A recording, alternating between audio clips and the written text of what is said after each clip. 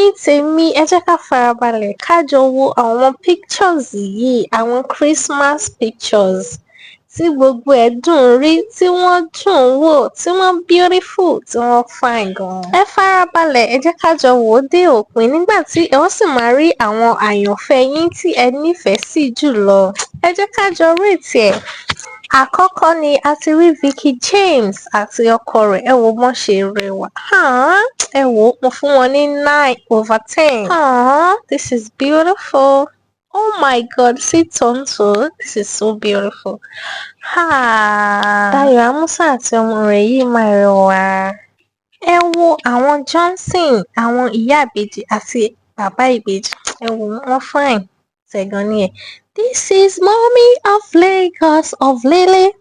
Like mommy of Lagos self is giving what it's supposed to give. Like this picture, it's so fine. And then the Adedimejis, this is looking so cool and beautiful. Oh my God, this picture is so gorgeous. Orewa po. See my beautiful people. Like the family picture is so sweet. I love this. I love this. I love this. Oh my God. Oh my God, see Bimbo. Wow. This is beautiful. Eniola Badmus. See Ruth Kadri. Oh my God, this is so nice. Auntie Toyi. This picture are so gorgeous. Like, well, fine. Àtẹ̀mí tàtẹ̀lé rate sí pé báyìí ni. Ẹ wo Tẹ̀gàn ni ẹ̀. Gbogbo àwọn picture yìí náà dùn rí. Náà dùn wò. Gbogbo ẹ̀ ló fine. Ó máa jẹ́ kó máa wù ẹ̀yin gan láti ya picture. Gbogbo ẹ̀yin tí ẹ bá ya Christmas picture. Ó máa jẹ́ kó máa wù yín láti yà. See Adekunle Gold and his family. Oh my God, this picture is so beautiful. Oh fine gan. Wọ́n rẹwà. Tẹ̀gàn ni ẹ̀. See Princess of Africa is blaring. This is so good. Níbo náà ń fò lọ àwọn Adékúnlé. This is cool.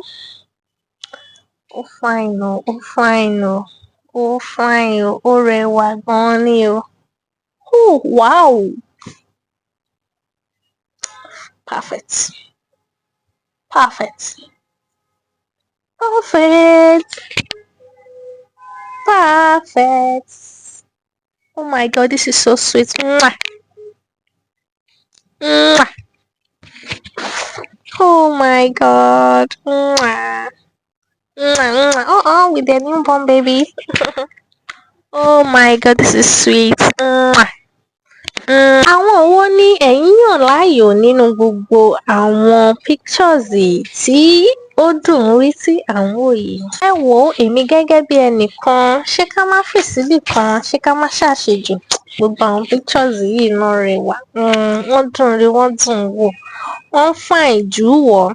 Fún ẹ̀yin tí ẹ ò bá ya Christmas pictures ní ọdún yìí, ẹ fi sọ́kàn tí ó bá di ọdún tó ń bọ̀ kẹ́ ẹ yà ká lè rí títí yín náà bí a ṣe ń wo ti àwọn èèyàn yìí.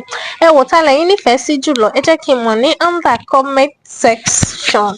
Ká jọ sọ, ká jọ fomijomi torí ọ̀rọ̀ lórí ọ̀rọ̀ àwọn fine pictures yìí.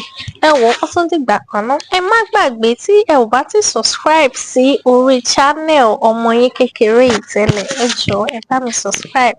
Fún ẹ̀yin tèmi tí ẹ dẹ̀ ti subscribe tẹ́lẹ̀, ẹ jọ̀ọ́ ẹ bá mi tẹ like button, ẹ bá mi comment, ẹ bá mi share. Kẹ̀dẹ̀ tún bá mi tan notification yín kalẹ̀ ní gbogbo ìgbà tí mo bá ti ń ju fídíò mi lẹ̀ báyìí. Ẹ̀yin ni ẹni àkọ́kọ́ tí ẹ máa kọ́kọ́ rí. Ẹ wò ó tún dìgbà kan náà tá a máa pàdé.